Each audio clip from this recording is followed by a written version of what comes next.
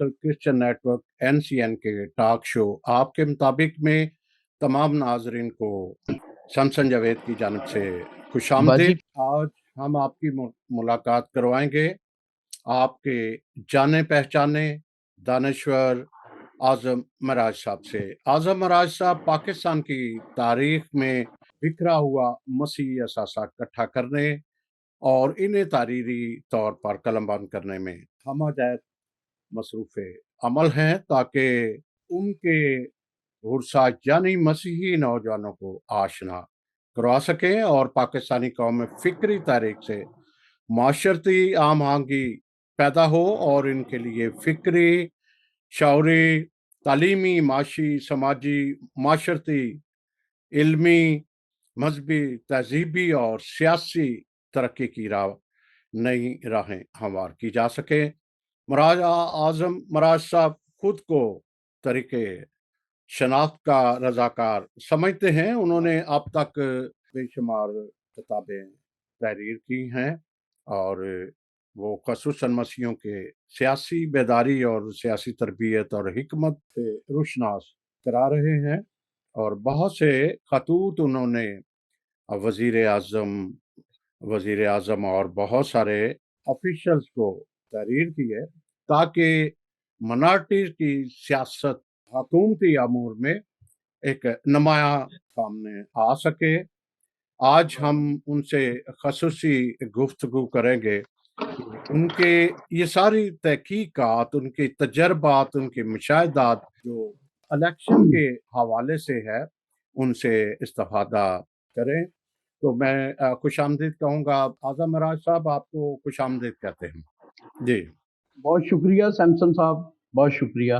मराज साहब, आपने काफ़ी अरसा से एक तहकीकात कर रहे हो, बहुत सारी अच्छी किताबें जो हैं आपने तहरीर की, ख़ास तौर पर जिसको मुख्तलिफ मीडिया पर देखा जाता है कि शनाख्त नामा है, फिर उसके जो सबसे पहले शान सब्ज़ व सफ़ेद जिसमें आपने तमाम जितने भी शहदा थे उनको सामने लाए। बड़ी मुश्किल है, बड़ी तहकीकात की और इसी हवाले से दूसरी शनाख्त जो है वो सियासी तौर पर फिर बहुत सारी ऐसी किताबें लिखी। मैं समझता हूँ कि जिस तरफ हमारी कम्युनिटी जा रही है, ऐसे मुझे कभी-कभी ऐसे लगता है कि वो थोड़ा सियासत से कुछ दूर भी हटते जा रहे हैं।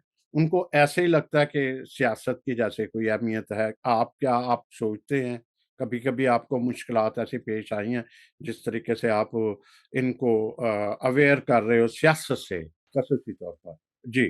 सैमसन साहब, मैं ये समझता हूँ, ये मेरा नुक्ता नज़र है कि पाकिस्तानी अक़लियतों, मसीहों नहीं, मैं अक़लियतों कह रहा हूँ, पाकिस्तानी अक़लियतों के 80% जो मुआशरती, सियासी, तहजीबी और दीगर जो मसाइल हैं, ये इनको हल करने का पेश ख़ैमा हो सकता है कि अगर हमारा इंतखाबी अक़लियती जो इंतखाबी निज़ाम है वो इंसाफ पर मबनी और शफाफियत पर मबनी अगर इशराफिया हमें दे दे तो 80% मसाइल को हल करने का पेश ख़ैमा हो सकता है एक शफाफ इंतखाबी निज़ाम।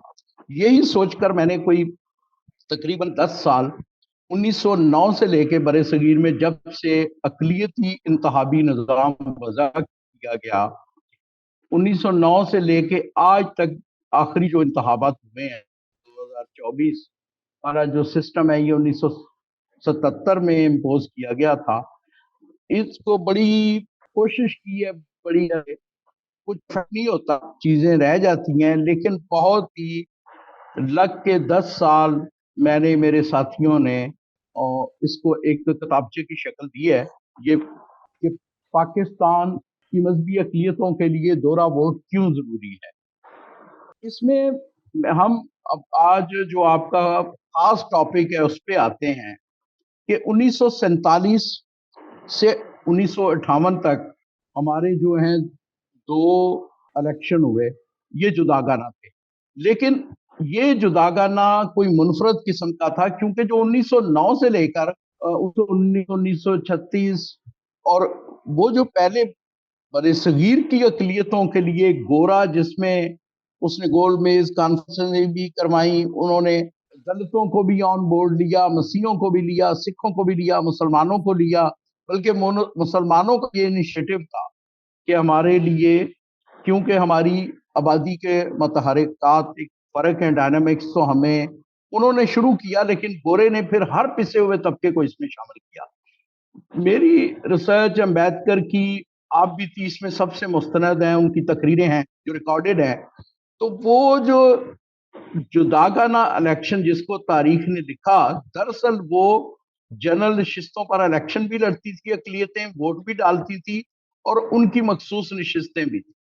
لیکن جب پاکستان بن گیا تو پاکستان میں جو پہلے 2 الیکشن ہوئے، اس میں ان جداگانہ دیا کہ ان سے جنرل نشستوں پر الیکشن لڑنے کا اور ووٹ ڈالنے کا حق چھین لیا گیا، جس کا گونج جو ہے جوگیندر ناتھ منڈل جو ہمارے پہلے وزیر قانون تھے، ان کے استعفے میں ملتی ہے۔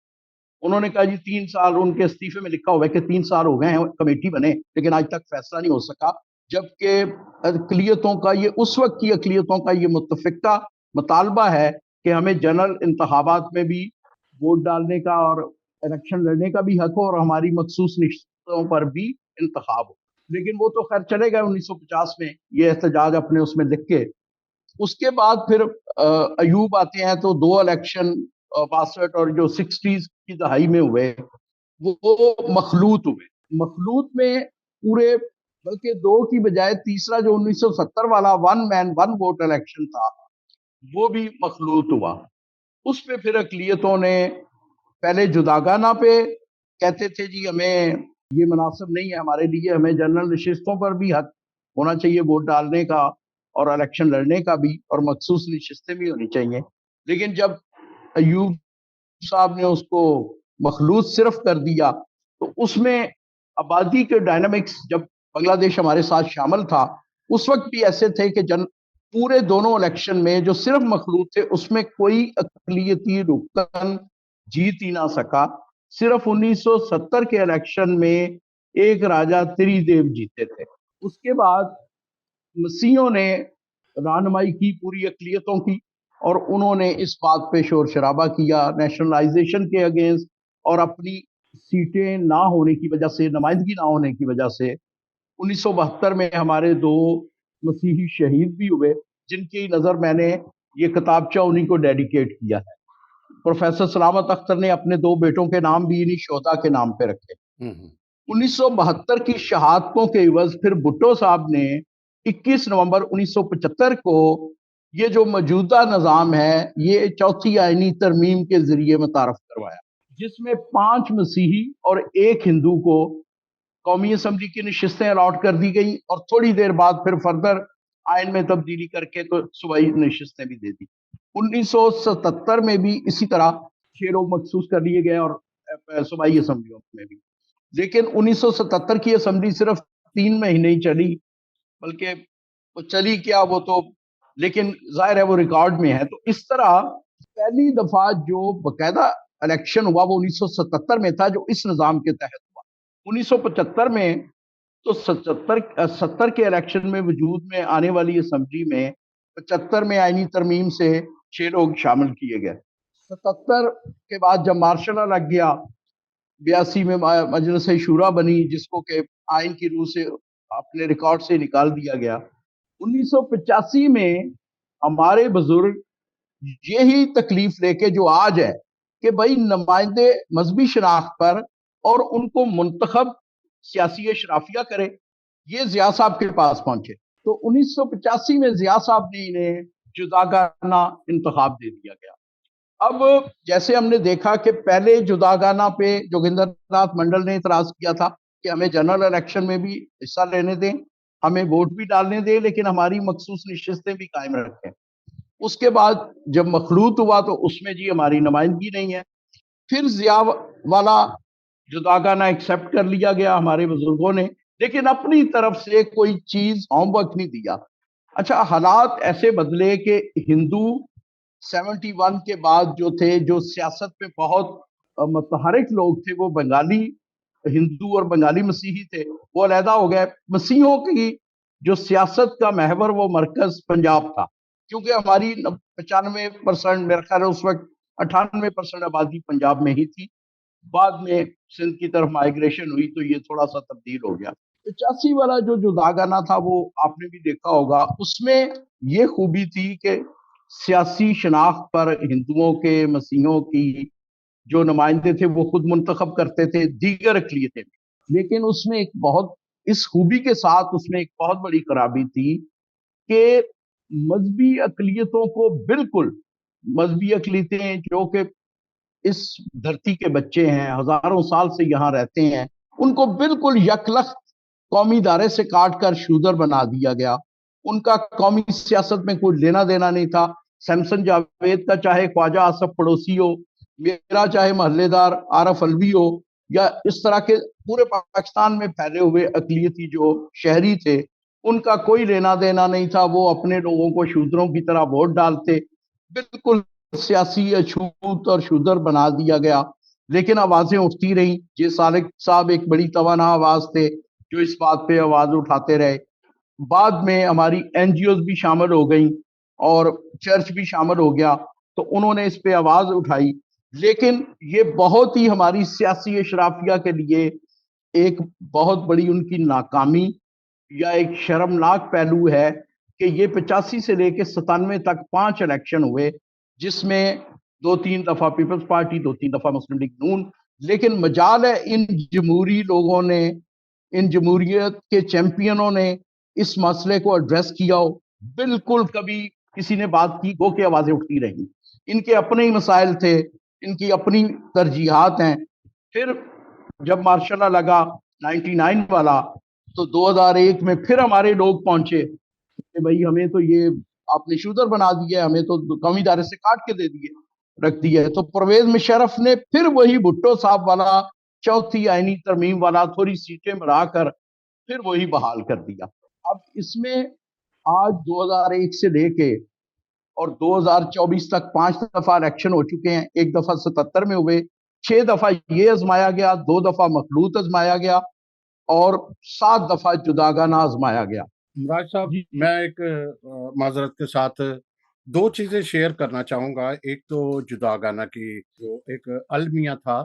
والد محترم ایسا ہوا کہ سیالکوٹ کی بات کروں گا کہ شیخ حجاز وہاں پہ صوبائی سطح پہ وزیر تعلیم تھے، اور کرسچن جی لڑکیوں کی جو ٹیچر تھی ان کی ٹرانسفر دور دراز علاقوں میں کر دی گئی. والد صاحب جی کیونکہ آرمی میں تھے، فوجی ریٹائرڈ تھے، تو ان کے پاس گئے. یہ کھلی کچہری تھی اس وقت، ان کے کینٹ جی میں کوٹی تھی وہاں پہ. تو انہوں نے بتایا کہ بھئی ہماری بچیاں بہت دور چلی گئیں. انہوں نے یہ بات کی کہ جی آپ اپنے نمائندے پہ جاؤ. اس میں ایک ایم این اے. لیسن میں آپ کو بتاؤں گا. پہلے انہوں نے یہ ان کو کہا اونچی آواز میں.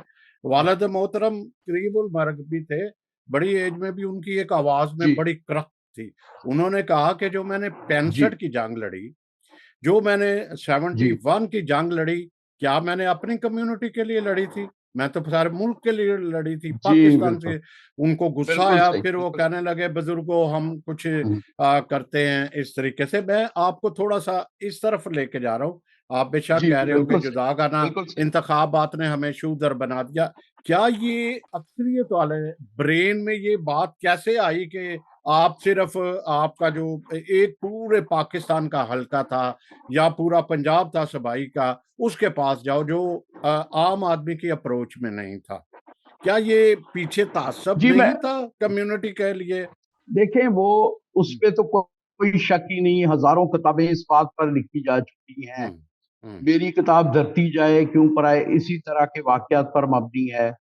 لیکن ہم ابھی اس پہ اگر اپنے ٹاپک پہ رہیں، تعصبات، میں ادھر انسانی ہی جاتا رویے، ہوں. وہاں پہ امتیازی خامی اور خوبی کی بات کر رہے ہیں. جی اسی لیے میں بتا رہا ہوں کہ یہ دیکھیں اسی تعصب کی پیداوار تھا. یہ نظام جو دیا گیا تھا یہ اسی تعصب کی پیداوار تھا. اس لیے کہ جب گورے نے، جب یہ اقلیت تھے ہمارے مسلمان بھائی اور ہمارے دیگر جو اقلیتیں ہندوؤں کے مقابلے میں جب اقلیت تھی، تو گورا بہت ارک ریزی سے 3 دفعہ گول میز کانفرنس کرواتا ہے، سب کو بلواتا ہے، ولایت بلوا کے ان سے بات چیت کرتا ہے، بہت خود ارک ریزی کرتا ہے. शेड्यूल कास्ट को क्लब करता है, उनकी 3000 साल से जो गैर इंसानी रवैये थे उनमें तब्दीली लाने की बात करता है, उनको अपने सियासी सिस्टम में शामिल करने की बात करता है। लेकिन ये तो तासब का ही नतीजा था ना कि कभी संजीदा नहीं हुए। लेकिन यहाँ मैं एक बात जावेद साहब, बड़ी एक जाहिर है उसमें वो मेरा अपना भी कसूर है, मेरे अजदाद का कसूर मेरा ही कसूर है कि 3 दफा जब हम भुट्टो के पास गए तो हमने कहा कि हमें ये मखलूत नहीं चाहिए, हमें नुमाइंदगी चाहिए, लेकिन हमने कोई निज़ाम अल्टरनेट दिया। जब हम 85 में जिया के पास गए तो हम कोई होमवर्क लेके गए कि इस मुल्क के डायनामिक्स ये हैं, मुआशरती, सियासी, समाजी, तहजीबी हालात ये हैं, इसमें तासुब है, इसमें इम्तियाजी रवैये हैं, इसमें एक हमारी पूरी तारीख है एक मजहबी पस मंजर की, सतह की। फिर जब 2001 में गए तो जो इनको कोई दिया गया इन्होंने आमीन कहा, जब वो चला उसकी खामियां बाहर आई। अब जैसे मौजूदा निजाम है, 6 दफा ये चल चुका है, अब इसमें 4 बंदे 34 लोगों को मुंतखब करें 1 करोड़ लोगों की मजहबी शनाख्त पर, ये कहाँ की जमहूरियत है? हम में से अक्सर कहते हैं जी ये बिल्कुल ठीक है, आए बाएं शाएं पता नहीं कहां कहां से रीजंस लाते हैं, इलेक्शन कैसे लड़ेंगे, इलेक्शन कमीशन को काम ज्यादा करना पड़ेगा, ये कोई रीजंस है?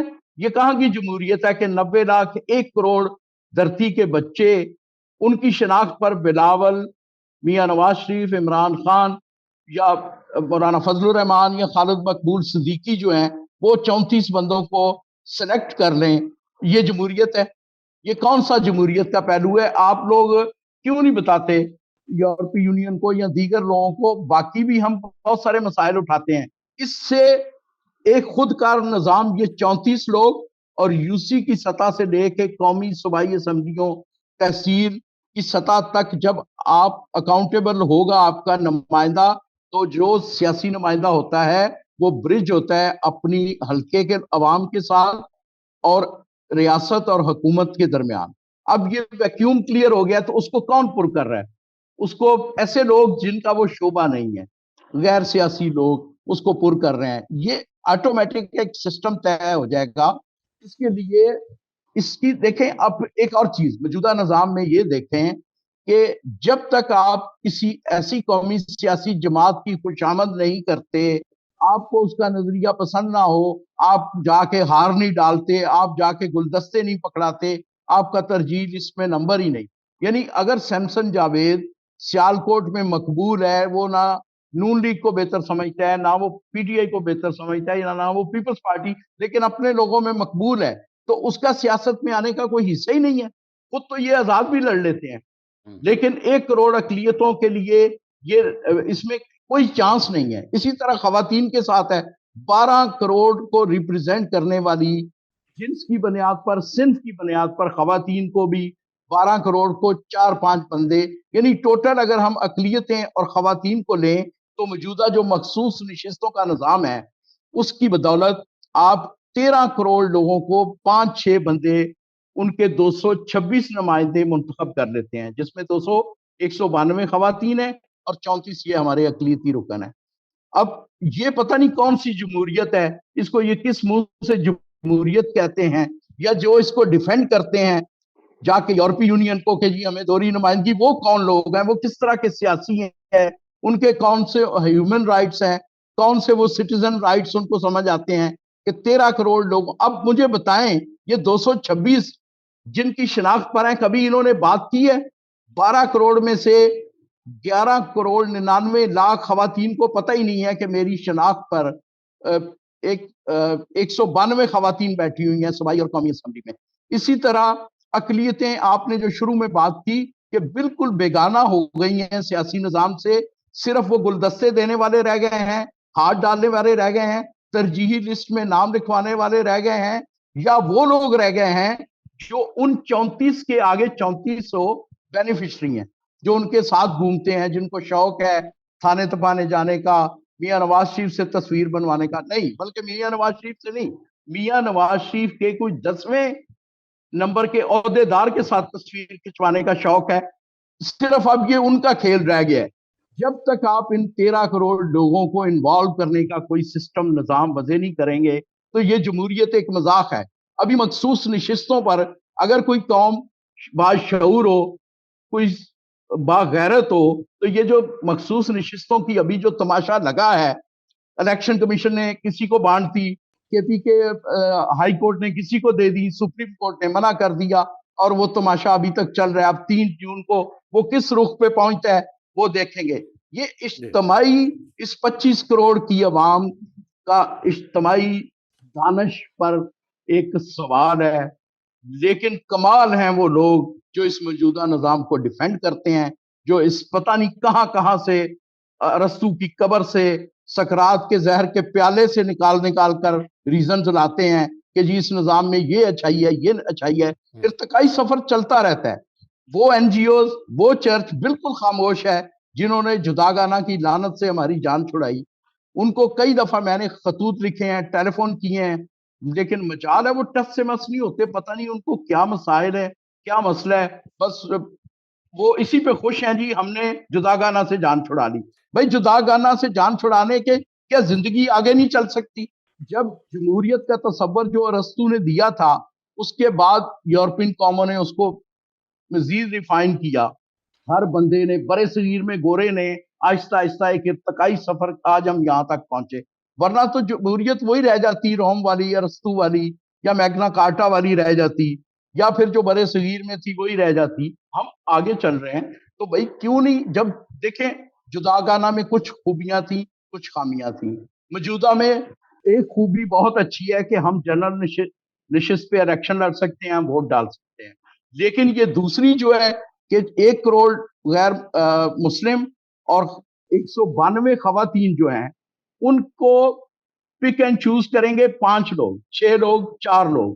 پتہ نہیں یہ 13 کروڑ لوگوں کو انہوں نے کاٹ کے, بھائی ان کو یا تو آپ نہیں دو, حالات اور واقعات ایسے بناؤ کہ اوپن میرٹ پہ, جیسے وہ صادق میئر بن جاتا ہے لندن کا, اس طرح کا معاشرہ قائم کرو. وہ معاشرہ جب قائم نہیں کر سکتے تو پھر اچھا آئین پاکستان میں لکھا ہوا ہے کہ آپ کو کمزور طبقات کو ایکاموڈیٹ کرنا ہے. یہ پری ایمبل میں لکھا ہوا ہے آئین پاکستان میں کہ آپ کو خواتین, کمزور طبقات, خواتین, بچے, اقلیتیں, کمزور طبقات. تو پھر اگر آپ وہ معاشرہ نہیں قائم کر سکتے, اور نہیں قائم کر سکتے 300-400 سال نہیں مجھے نظر آتا. این جی اوز یہ جو خواب دکھاتی ہیں نا ہمیں کہ جی آہستہ آہستہ ہو جائے گا, کب ہو جائے گا؟ 700-800 سال میں ہو جائے گا. تو جب اس سے بہتر کوئی درمیان میں کچھ بہتر اب کام نہیں کیا جا سکتے. اعظم مراج صاحب, 2 باتیں ہمارے سامنے ایک آئی ہیں. ایک تو پرویز مشرف کا آیا, اس میں کہتے ہیں کہ جو لوکل گورنمنٹ میں تھا, تجربہ کیا گیا, وہاں پہ ڈوول ووٹ کا تھا. ہم مسلم کو بھی دیتے تھے لوکل گورنمنٹ میں, اور اپنے کینڈیڈیٹ کو بھی دیتے تھے. ہمارے بھی اپنی شناخت پر اپنا بندہ خود بھی منتخب کرتے, وہ خود بھی منتخب کرتے تھے. سننے میں یہ آتا ہے, کیونکہ اوپر والی تو ہمیں نہیں پتا, لیکن وہ یہ تھا کہ پرویز مشرف جو ہے یہ جرنل سیٹوں پر بھی یہ آزمانے جا رہے تھے, لیکن جو ہے وہ آگے کرنے نہیں دیا. اس طریقے سے یہ آ جاتا ہے کہ آپ کا خامی وہی ہے. میں آگے چلتا ہوں. دیکھو آپ نے جو ذکر کیا صادق خان کا, ظاہر ابھی الیکشن یہ 3ری دفعہ صادق خان ہوئے. یہاں الیکشن ہے مخلوط طریقہ جی انتخاب. بالکل ٹھیک. یہ پاکستان میں کہنے کو تو مخلوط طریقہ انتخابات یا یہ متناسب نمائندگی لے کر انہوں نے سلیکشن پہ ڈالا ہوا ہے ہمیں. کیا وہاں پہ پاکستان میں ایسا ممکن نہیں کہ جس طرح انگلینڈ میں مخلوط طریقہ انتخاب جمہوری عمل ہے, ایک پاکستان میں جمہوری عمل نہیں آتا؟ پھر میں آپ کے آئیڈیاز کی طرف آتا ہوں, دوہرے ووٹ کی طرف پھر آتا ہوں. پہلے اس کو دیکھتے ہیں کہ کیا وہاں پہ ایک دوسرے کو ایکسپیکٹیشن, مطلب ایک قبولیت یا قبول کرنے کا وہاں پاکستان میں فضا قائم نہیں ہو سکی, یا کرنا نہیں چاہتے؟ جی دیکھیں بات یہ ہے کہ جب اگر ہم نے آئین میں لکھ دیا ہے کہ ہمیں کمزور طبقات کو ایکاموڈیٹ کرنا ہے, تو اس کا مطلب ہے کہ ہم مانتے ہیں کہ اس ملک کا تاریخی پس منظر, اس کا مذہبی پس منظر ابھی 400-500 سال تک تو مجھے نہیں نظر آتا. یہاں کے جو انسانی رویے ہیں, یہاں کے جو انسانی بیہیویئر ہے, جو ہم لوگوں کے جو इस पूरे बड़े सगीर का ही जो ऊंच नीच, जात पात, तासबात पे मबनी जो जो सोसाइटी है, इसको आप ग्रेजुअली ऊपर ला सकते हैं। लेकिन ग्रेजुअली ये नहीं कि ना तो उनका कोई इंटरेस्ट है, जिनके मैं इनको कहता हूं जिम्मेदारान, और दूसरे जो हमारे मुतासरीन हैं उनका रवैया आप मुझसे बेहतर जानते हैं। एक तो उन्होंने कसम खाई हुई है कि हमने कुछ सीखना नहीं है, तारीख से सबक नहीं सीखना, हमने अपने जो मारूजी हालात हैं उनका तज्जिया, उनका तखमीना हकाइक पर नहीं लगाना, हमने या तो एनजीओज के कहने पे सिबी के मौसम में टैक्सीडो पहनाना है, न्यूयॉर्क की सर्दी वाला, कि इस तरह का कोट पहन लो, सिबी की गर्मी है, क्योंकि वहां भी लोग इस तरह अच्छे लगते हैं। ना तो उन्होंने ये करना है, मारूजी हालात को समझें, खुदारा मारूजी हालात को समझें। इस हर मुआशरे की, हर सोसाइटी का एक अपना बुनत होती है, चीजें बेहतर होंगी, लेकिन जब तक बेहतर नहीं होती तो हाथ पर हाथ धरे बैठे रहना, या इस तरह के निजाम कि भाई हम खवातीन को अंदर ला रहे हैं, 12 करोड़ खवातीन में से जो है ना 4-5 अशराफियाई मखलूक जो है वो मुंतखब कर लेगी। हम अकलियतों को इंटीग्रेट कर रहे हैं, लेकिन उस वक्त तक 34 बंदे उनके जो है ना, आप देखें, यकीन माने कि एक बंदे को सीट मिलती है, 10 बंदे अंदर से सदमे की कैफियत में चले जाते हैं। शुक्र है हम तो इस खेल के खिलाड़ी नहीं हैं, लेकिन मैंने हर पार्टी में देखा है जिसका नाम आ जाता है ना, बाकी 10 जो है ना, जो उसके उम्मीदवार होते हैं वो सद में, तो उनको यार ऐसी कोई फील्ड दे दो, वो ओपन मुकाबला करें, कि अगर पार्टी टिकट नहीं देती तो आजाद लड़ने का ऑप्शन हो। अब जैसे मैंने पहले कहा, इस निजाम में जब तक आप खुशामद की इंतहा नहीं कर देंगे, आप पिया मन भा ही नहीं सकते। अच्छा, बड़े बड़े टैलेंटेड लोग। मैं आपकी हर क्रेजी जो है काफी उससे शरासा हूँ, ये दोहरे वोट की तरफ। अगर हम इससे पहले थोड़ा सा पीछे चले जाएं तो फिर दोहरे वोट की तरफ आते हैं, क्योंकि बहुत सारे लोग शुरू में, आपको भी पता है कि मुझे भी पता है कि कैसे लोग जी दोहरे वोट को कह रहे थे कि गद्दारी है, मुल्क से गद्दारी है, और ये कानून के भी खिलाफ है, ये कानून के कतन खिलाफ नहीं है। ये इसी तरह ही है कि हम मेरिट को भी अवेल करते हैं, दूसरे को भी, कि हम अपने को भी देते हैं वोट और दूसरे को भी देते हैं। मैं जाना चाहूंगा आजाद उम्मीदवार की तरफ। आपने कुछ हलकों का भी जिक्र किया आपने वहां पे कि कौन कौन से हमारी कॉन्सिक्वेंसेस बनती हैं जहां से हम आजाद उम्मीदवार जी सकते हैं। लेकिन यहाँ पे अब तासर ये दिया जा रहा है, बहुत सारे लोग ये बड़े बड़े अच्छे भी तासर देते हैं जी, हमारे पास तो इतने पैसे नहीं हैं। ये हमारी रूथ, शनीला रूथ ने भी यही कहा कि ये मौजूदा ठीक है, हमारे पास इतनी हिम्मत नहीं कि हम इलेक्शन आज़ाद उम्मीदवार करें। इस आज़ाद उम्मीदवार की आप थोड़ी सी वजाहत करके हम आते हैं दोहरे वोट की तरफ। उसका क्या फायदा है, क्या नुकसान है, क्यों देखें देखें इम्प्लीमेंटेशन नहीं हो सकती? पहले आप बात मुझे ये बताइएगा आज़ाद उम्मीदवार बात पे। जी बात ये है कि जी ये जो बहाने हैं ना, मैं हम्म, समझता हूं कि इस पर बात करना भी ना, पता नहीं उसको किसने एमएनए बना दिया है, जिसको इतनी तुक नहीं है कि भाई तुम्हें, अगर तुम्हारे पास पैसे नहीं है तो नहीं लड़ो इलेक्शन।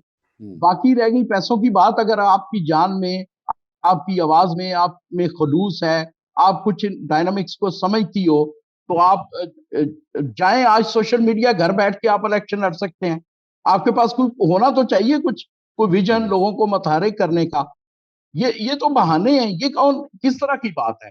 इसको मैं समझता हूँ जावेद साहब, आप जैसा बंदा जो पिछले 25 साल से जंग में छप रहा है, इस पर कमेंट्स करने के लिए कहना भी बहुत बुरी बात है। ये ऐसे बंदों को, अब देखें, जी जो अंबेडकर 1.5 अरब लोग, दुनिया की सबसे बड़ी जमहूरियत इंडिया, उसके जो आयन का बानी अंबेडकर दलित लीडर है, वो कहता है जी दोहरा वोट। जब पूना पैक्ट हुआ, गांधी ने उनसे पूना पैक्ट किया और हम्म, कहा कि आप हमसे अलहदा ना हो, आप हम्म, दीगर अकलियतों की तरह दोहरे वोट की तरफ ना जाएं। आपको हम 70 गोरे ने दी थी, कम्युनियल अवार्ड ने उनको सीटें, गांधी जी ने 140 दे दी। सारी उम्र अंबेडकर इस बात पे पछताता रहा कि जिस तरह बड़े सगीर की दीगर अकलियतों को जनरल नशिस्तों पे वोट डालने का हक है, इलेक्शन लड़ने का, अगर मेरे पास भी दोहरा वोट होता तो मेरी मजहबी शिनाख्त, एक वोट मेरी शिनाख्त होता, एक वोट मेरी ताकत होता।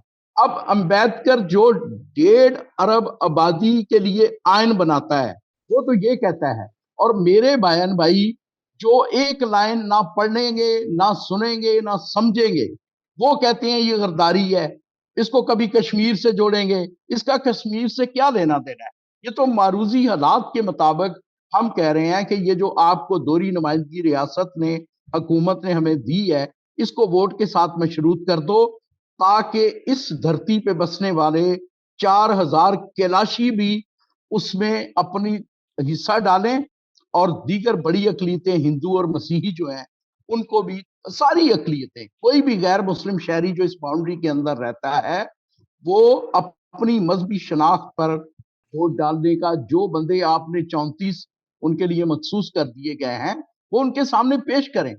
اب کوئی شنیلا جو روت ہے وہ میری شناخت پہ بنتی ہے، یا کوئی بھی ایکس وائی زیڈ کسی ہندو کی، سکھ کی شناخت پر، کسی کیلاشی کی شناخت پر، ان کو پتہ ہی نہیں ہے کس کو آپ نے بنا دیا ہے۔ اسی طرح آپ نے یہ ڈرامہ 192 خواتین کا لگایا ہوا ہے، آپ پتہ نہیں کون کون سی خواتین چن لیتی ہیں۔ آپ کسی بھی، نہ ہمارا میڈیا 4 ریاستی ستون ہے، نہ ہماری جوڈیشری، نہ ہمارا پارلیمنٹ، نہ ہمارا جو ایگزیکٹو ہے، ہر کسی کے اپنی اپنی پرائرٹیز ہیں، اور ہمارے لوگ 3 طرح کے لوگ ہیں۔ ایک محرومیوں کے سوداگر ہیں، وہ آپ کو بھی پتا ہے کیونکہ آپ سینٹر میں بیٹھے ہوئے ہیں جہاں یہ محرومیاں بکتی ہیں۔ دوسرے ہیں ہمارے مذہب فروش، تیسرے ہیں ہمارے یہ جمہوری غلام۔ تو یہ نہ بات کریں گے، بس آپ جیسے چند لوگ ہیں جو اس مسئلے کو اٹھاتے ہیں، آپ نے دیکھا کوئی اس پہ بات ہی نہیں کرتا، کیونکہ جو بیچارے پسے ہوئے طبقات ہیں، جو ہمارا ہندوؤں میں جو عمرہ ہیں وہ سیٹیں خرید لیتے ہیں، مسیحی بیچارے خوشامد کر لیتے ہیں، کچھ محنت کر لیتے ہیں، اور وہ ان کے جو شیڈول کاسٹ جو 80% ان کا ہے وہ بھی روتے پھرتے ہیں، عام مسیحی بھی بند کمروں میں بیٹھ کے بات کر لیتے ہیں، اور یہ جو مین جو ہمارا چہرہ بنے ہوئے ہیں لوگ، ان کو پتہ نہیں کیا اس سے مسئلہ ہے۔ بھئی تم نے جان چھڑائی جدا کانا سے، ہم سلوٹ کرتے ہیں، تم ہمارے محسن ہو، لیکن کیا دنیا وہیں رک گئی؟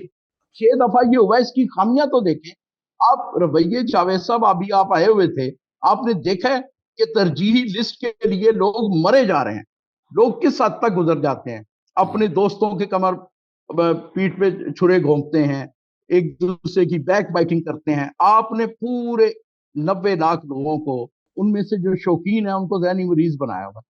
جمہوری غلام میرا خیال ہے نرم ترین لفظ ان کے لیے ہے۔ یہی ہے، جیسے ناصر ہم نے خوبیاں خامیاں دیکھی، سارے سسٹم اب ہم نے دیکھ لیے، جو سلیکشن ہے پھر الیکشن ہے، دونوں ہم نے دیکھ لیے۔ اب تیسرا آپشن جس پہ بات ہو رہی ہے وہ ہے دوہرے ووٹ کی۔ دوہرے ووٹ اگر غور کرے کوئی بندہ، کیونکہ جب محرومیاں ہمارے ساتھ ہیں، ہمارے ساتھ تعصب بھی ہے، ہم آزاد کے لیے مشکل ہے، پھر ہمارے سلیکشن ہمارے لیے وہ نمائندے جو ہے وہ بول نہیں سکتے اس جرت کے ساتھ، جو جرت یا حق ہمیں نہیں مل سکتا یا ہماری نمائندگی نہیں ہوتی، تو ہمارے پاس آپشن یہ ہے کہ ہم ایک ووٹ مسلم امیدوار کو دیں اپنے حلقے میں اور ایک اپنے کرسچن کو دیں۔ اور اس طرح یہ اعظم راج صاحب، یہ جو نمائندے ہیں تناسب کے حوالے سے، یہ کس طرح آپ سوچتے ہیں دورے ووٹ میں کہ ہمارے اسی آبادی کے لحاظ سے ہمارے پاس اتنی سیٹیں آئیں گی؟ دیکھیں پہلے تو میں جاوید صاحب آپ کو ذرا کلیئر کر دوں کہ 16 الیکشن ہوئے ہیں کہ ہمیں پاکستان سے لے کے آج تک، ہم پہ 3 اقلیتوں پہ نظام آزمائے گئے ہیں، تجربات کیے گئے ہیں۔ اقلیتیں پاکستان کے سیاسی اشرافیہ، حکومتی ریاستی اشرافیہ کے لیے لیبارٹری بنی ہوئی ہے۔ انہوں نے مخلوط دیا، اس کی کچھ خامیاں تھی کچھ خوبیاں تھی، انہوں نے جداگانہ دیا، اس میں کچھ خوبیاں کچھ خامیاں تھی، انہوں نے موجودہ دیا، 6 دفعہ یہ دیا، 7 دفعہ جداگانہ دیا، 3 دفعہ مخلوط دیا، تو 16 میں 3 نظام 5 بار ہم پر آزمائے گئے، اور ہم اتنے مورخ اللہ لوگ، اتنے سادہ، اتنے معصوم، ہمیں ایک مخصوص اینک سے آگے کچھ نظر ہی نہیں آتا۔ ہم نے بس جو انہوں نے دیا لے لیا، کبھی ارکریزی نہیں کی، بس جو سن لیا، کسی این جی او والے نے کہہ دیا وہی سب کچھ ہے، کسی بڑے مسلمان سیاستدان نے کہہ دیا وہی ہے، بلکہ وہاں تک تو بات جانا ہی نہیں دیتے، آپس میں ہی دستوں گریباں ہو جاتے ہیں۔ اب آتے ہیں کہ جی چوتھا متبادل جو ہم نے پیش کیا ہے، ایک چیز میں آپ کو بتائیں، کچھ چیزیں ہوتی ہیں جو سچ بڑے ہی خوفناک ہوتے ہیں، ان کو بندہ ایکسیپٹ ہی نہیں کرتا۔ ہمارے اس وقت 34 نمائندے ہیں، اگر آبادی کے تناسب سے جائیں جو دستیاب ڈیٹا ہے الیکشن کمیشن میں، تو یہ 34 سیٹیں بھی زیادہ ہیں۔ اب میں آپ کو بتاتا ہوں کس طرح۔ ہماری جو 2022 کے جو ڈیٹا اویلیبل ہے، اس میں کے پی کے میں ٹوٹل اقلیتوں کے 46,000 ووٹ ہیں، جن میں سے 33 مسیحوں کے ہیں اور 5,000 ہندو اور 4,500 سکھ ہیں، اور باقی تھوڑے ہیں، کوئی 1,000 1,500 2,200 کے قریب کے لاشیوں۔ اب مجھے بتائیں کہ ایک ایم این اے 266 حلقوں میں ہمارا الیکشن ہوتا ہے، اور ہمارے تقریباً 13 کروڑ ووٹ ہیں اس ملک کے ٹوٹل، تو وہ کچھ ایوریج 5 لاکھ سے ایک ایم این اے بنتا ہے۔ اب یہ 41,000 یا 46,000 ووٹوں سے کیا ہوگا؟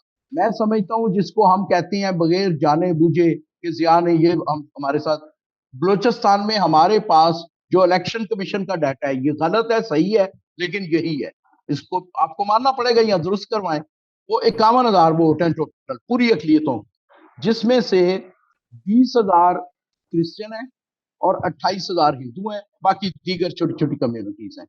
اب بتائیں اگر فرض کریں ایوریج ایم پی اے 3 لاکھ سے بنتا ہے، یا کے پی کے میں 3 لاکھ سے بنتا ہے، ایم این اے 5 لاکھ سے بنتا ہے، تو 41,000 51,000 میں آپ کو کیسے آپ کہیں گے کہ جی وہ ضیاء والا وہ جو سسٹم تھا ٹھیک تھا نا، کہ جو بیسٹ 4 ہوں گے ہندو وہ رکھ لیں گے، جو بیسٹ 4 مسیحی ہوں گے۔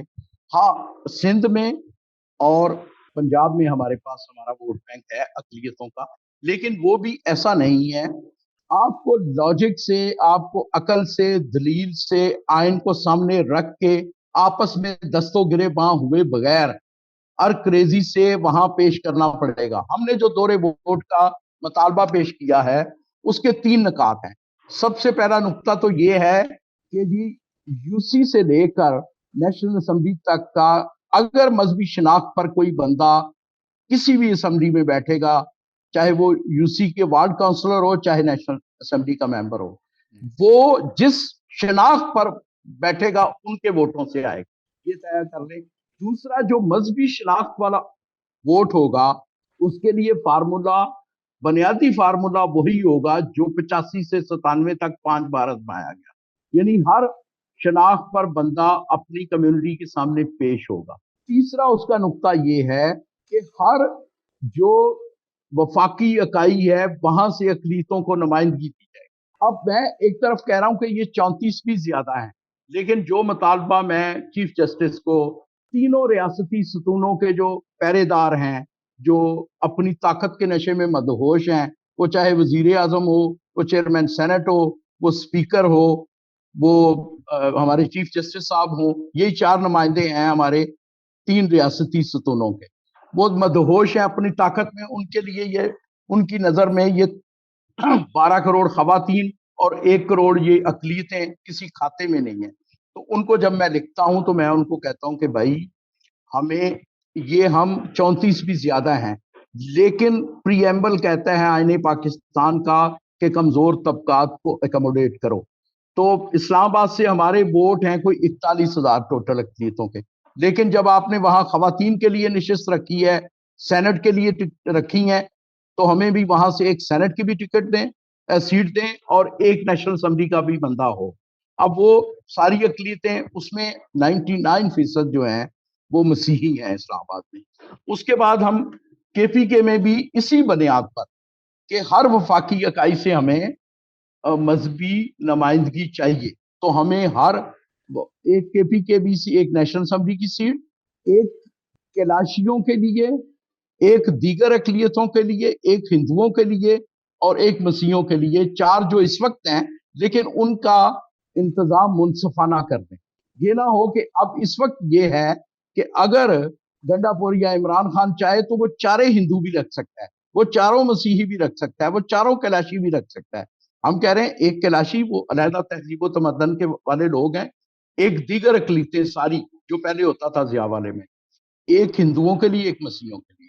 اسی طرح بلوچستان میں بھی اسی بنیاد پر آئین کے پریمبل کی روح سے کہ ہمیں وہاں سے ایک نیشنل اسمبلی کی ساری اقلیتیں جو जीत ले वो नुमाइंदा बन जाए, नेशनल असम्बली का मेंबर बन जाए अकलियतों का, और सूबाई असम्बली में दीगर अकलियतों की एक हिंदुओं की, एक मसीहों की। इस वक्त भी 3 ही है, लेकिन हम कह रहे हैं कि ये आपने हमें जो दी हुई हैं, इनको किसी निजाम, किसी आज के सिविलाइज दौर में हर चीज सिस्टम से होती है, हमारे लिए आपने ये क्या रखा हुआ। अब आते हैं हम सिंध की तरफ।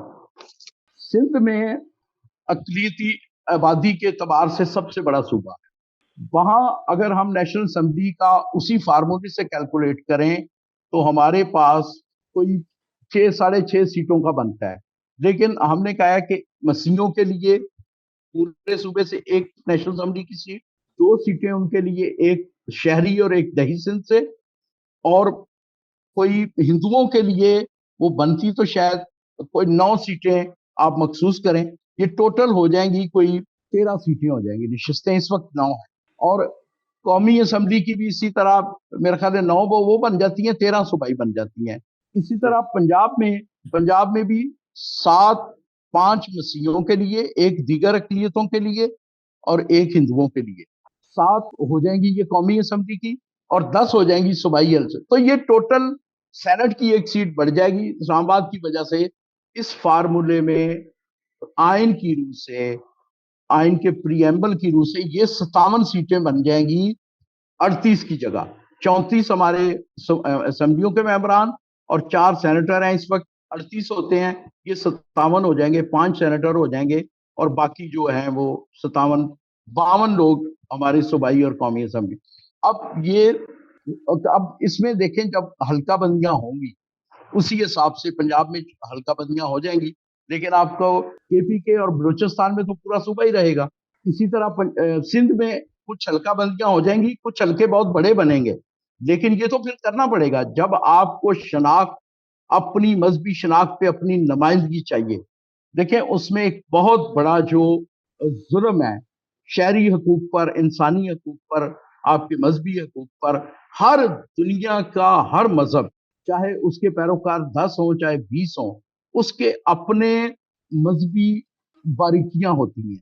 वो कोई नवाज शरीफ जितना मर्जी काबल हो जाए वो नहीं समझ सकता, इमरान खान नहीं समझ सकता, जरदारी साहब नहीं समझ सकते। वो उसका नुमाइंदा ही है, वो उसके वोटों से आएगा तो वहां बयान करेगा। बाकी वो एनजीओ भी नहीं समझ सकती, वो चंदा दे सकती हैं, वो अंग्रेजी में रिपोर्टें लिखवा सकती हैं, लेकिन वो ये बारीकियां नहीं समझ सकती। मजहबी आदमी भी अगर अपने 24 घंटे में से वो 20 घंटे अपने मजहबी मामला देखता है, तो वो आम जो मुआशरे में रोजमर्रा जो भुगतता है, जो आम आजम, आम सैमसन भुगतता है, वो नहीं समझ सकता उसको। तो ये जी खुदकार निजाम एक मुतारफ आपको करवाना पड़ेगा, ऐसे नहीं होगा। और आपसे भी एक गुजारिश है, खुदारा इनके पीछे लगें, इनको इस पे बुलाया करें। ये अच्छा, मेरी जिनसे भी बात हुई है, ये इसको बुरा नहीं कहते।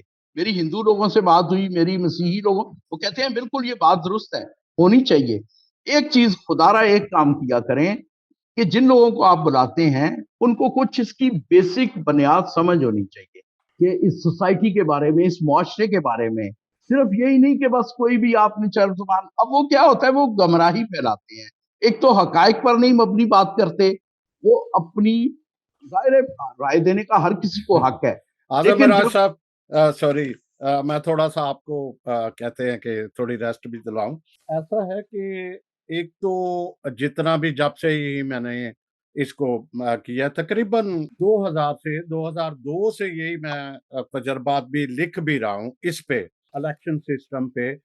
ये तय है कि जो हमारी अशरफिया, हमारी एनजीओज है, उन्हें कोई प्रॉब्लम नहीं, ठीक है, जी उन्हें कोई प्रॉब्लम नहीं क्या हो रहा है, कहीं तासब है, क्या हो रहा है, उनको मसाइल का कतन जो है वो लिखते तो जरूर हैं, बहुत लिखते हैं, लेकिन जब खुद आए तो अब पता चलेगा। उनको कोई मसाइल नहीं, उनको कोई गर्ज नहीं, उन्हें जद्दोजहद नहीं। फिर उसके बाद मैं ये बात करना चाहूंगा कि आपने बड़ी मेहनत कर रहे हो काफी अरसा से, खतूत और इस तरह से, काफी डॉन ने आपको काफी सपोर्ट किया है। मैंने बहुत सारे प्रोग्राम देखे, आपका जिक्र वुसअतुल्लाह साहब ने आपकी किताब, आपके ये इलेक्शन सिस्टम में हाल ही में बात भी की है।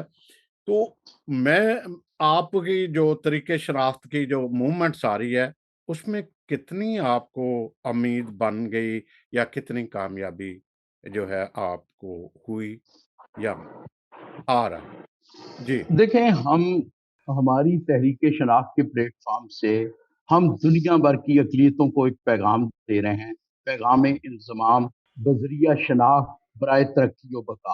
اب ہم شاید ہمارے نقطہ نظر سے کوئی بھی بندہ اختلاف کر سکتا ہے، لیکن ہمیں پتہ ہے کہ ہم ایک تو اس میں غلط بیانی کی ہم عزت نہیں کرتے، کوشش کرتے ہیں فیکٹس، اگر کہیں کوئی غلطی ہو تو اس کو درست کر لیتے ہیں۔ اس کتابچے کے یہ 10واں ایڈیشن ہے۔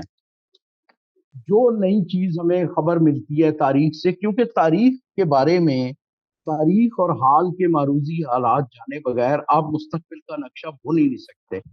محمود شام صاحب نے بالکل 2 لفظوں میں، آپ خود شاعر ہیں، میں تو بس ایک کبھی کبھار کو شعر اچھا لگا تو رٹ لیا۔ وہ کہتے ہیں خود بخود ہوگی فہم مستقبل، ماضی و حال کو سمجھ پہ۔ تو کوشش کرتے ہیں کہ تاریخ سے سبق، حال سے سبق لے کے اس کی بنیاد پر لوگوں کو کہ بھائی آپ اپنی شناخت برقرار رکھتے ہوئے کس طرح سوسائٹی میں انٹیگریٹ ہو کر عزت سے جی سکتے ہیں۔ اچھا، میں اب اجازت چاہیں گے کہ پروگرام کی توالت، بلکہ پھر کسی دن جلد ایک اور نشست رکھیں گے۔ میں ایک بات کرنا چاہ رہا ہوں، شناخت کی جی بات ہو رہی ہے، طریقے شناخت اور ہماری شناخت، یہ آج بھی کچھ ہمارے اسکالرز، دانشور جو سمجھتے ہیں، آج بھی ہمارے اندر کمیونٹی، اپنی کمیونٹی کے اسکالرز کی جی بات کر رہا ہوں، آج بھی اس کو پیشے کے اعتبار سے اس کی شناخت کروا رہے ہیں یا اس کو احساس دلا رہے ہیں کہ تو سینٹری ورکر تھا، سینٹری ورکر ہی رہے گا، تجھے شرمندہ ہونے کی ضرورت نہیں۔ آج میں نے بہت ساری انڈین فلمیں دیکھی ہیں جس میں جو ڈسکریمنیشن، کہ اس کو کہنا کہ تو چوڑا ہے تو تو چوڑا ہے تو تو چوڑا ہے، تو آج بھی پاکستان میں بہت سارے لوگ یہی احساس دلانے میں لگے رہے ہیں، کر رہے ہیں احساس کہ تو چوڑا ہے تو چوڑا ہی رہے گا، باہر نہ دیکھیں، سوچ۔ جی بالکل آپ کی آبزرویشن درست ہے۔ اب جہاں این جی اوز میں بہت نیک نیت بھی لوگ ہوں گے، لیکن جہاں آپ کے مفادات وابستہ ہو جاتے ہیں نا کسی کاز سے، آپ کی روٹی ٹکر اس سے جڑ جاتی ہے، تو پھر اس میں وہ کچھ نہیں دیکھتے۔ ہم مالی طور پر، مجموعی طور پر، اجتماعی طور پر غریب کمیونٹی ہے، ہمارا روزگار یا مذہب سے وابستہ ہے، یا سویپنگ سے وابستہ ہے، یا ویلفیئر سے وابستہ ہے، ٹھیک ہے؟ تو ان لوگوں کی کچھ بھی غلطیاں جو ہے نا، روزگار سمجھ کے معاف کر دیا کریں کہ ان کا روزگار ہے، لیکن وہ اپنے روزگار کے چکر میں کچھ چیزیں ایسی پھیلا رہے ہیں جن پہ بہت ساری بات ہو سکتی ہے، لیکن کیونکہ روزگار ہے تو بس اللہ میاں ان کو ہدایت دے۔ وہ ایک دفعہ میرے گھر میں نا نیا نیا گھر بنایا تو کسی دوست نے کہا کہ یار وہ ایک تو کرسمس ڈرامہ ہے، تو اس میں عائشہ عمر بھی ہماری مہمان، یا شاید ایک 2-3 دفعہ ایسا واقعات ہوئے ہیں کہ وہ آگے تو امی نے بار بار ٹیک ٹیک کرتے کرتے، اور وہ جو ظاہر ایک خاتون 20 بندوں کا کرو، تو میری امی کافی دیر دیکھتی رہی، اور پھر اس نے کہا پتر، وہ اداکارہ پتہ نہیں عائشہ عمر تھی یا ایک اور دوسری ہیروئن، اس نے کہا پتر اللہ میاں بندے دا روزگار بھی کسے چاہتے کام چی لیتے تھے۔ تو بس ہمیں اپنی نوجوان کو اس طرف راغب کرنا چاہیے کہ وہ اپنے روزگار دوسرے شعبوں میں بھی دیں۔